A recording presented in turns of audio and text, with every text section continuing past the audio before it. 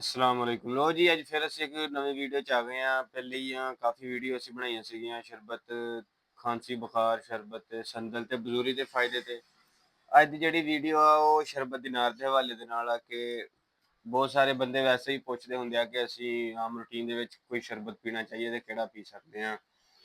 ਤੇ ਸ਼ਰਬਤ ਸੰਦਲ ਵੀ ਵਧੀਆ ਵਾ ਬਜ਼ੂਰੀ ਵੀ ਵਧੀਆ ਵਾ, ਉਹਨਾਂ ਦੇ ਅਲੱਗ-ਅਲੱਗ ਫਾਇਦੇ ਆ।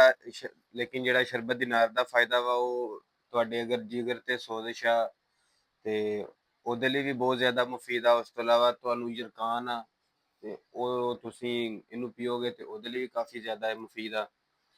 ਅਗਰ ਤੁਹਾਡੇ ਜਿਗਰ ਦੀ ਖਰਾਬੀ ਆ, ਠੀਕ ਆ, ਤੇ ਉਹਦੀ ਵਜ੍ਹਾ ਤੋਂ ਜਿਸਮ ਤੇ ਵਰਮ ਨਹੀਂ ਆਉਂਦਾ ਹੈ, ਅਗਰ ਤੁਸੀਂ ਇਹਨੂੰ ਇਸਤੇਮਾਲ ਕਰਦੇ ਹੋ ਤੇ ਮਿਹਦੇ ਲਈ ਵੀ ਕਾਫੀ ਜ਼ਿਆਦਾ ਮੁਫੀਦ ਆ। ਉਸ ਤੋਂ ਬਾਅਦ ਕਈ ਦਫਾ ਹੁੰਦਾ ਬੰਦੇ ਨੇ ਖਾਣਾ ਖਾਦਾ ਜਾਂ ਨਹੀਂ ਤੇ ਉਹਦੇ ਨਾਲ ਜਲਨ ਵਗੈਰਾ ਹੁੰਦੀ ਆ, ਠੀਕ ਆ, ਤੁਸੀਂ ਇਹਦਾ ਇੱਕ ਗਲਾਸ ਪੀਓ, ਦੋ ਵਾਰੀ ਪੀ ਲਓ ਦਿਨ ਦੇ ਵਿੱਚ। ਵੈਸੇ ਦਾ ਤਰੀਕਾ ਕਰ ਇਹੀ ਆ ਕਿ ਇਹਨੂੰ ਸਵੇਰ ਤੇ ਸ਼ਾਮ ਤੁਸੀਂ ਇਸਤੇਮਾਲ ਕਰੋ ਤੇ ਅਗਰ ਤੁਸੀਂ ਇਹਨੂੰ ਇਸਤੇਮਾਲ ਕਰੋਗੇ ਤੇ ਜਿਹੜੀ ਜਲਨ ਤੁਹਾਡੇ ਸੀਨੇ 'ਚ ਜਾਂ ਤੁਹਾਡੇ ਗਲੇ ਵਗੈਰਾ 'ਚ ਹੁੰਦੀ ਆ ਉਹਨੂੰ ਤੁਹਾਨੂੰ ਇਹ ਆਰਾਮ ਦੇਵੇਗਾ।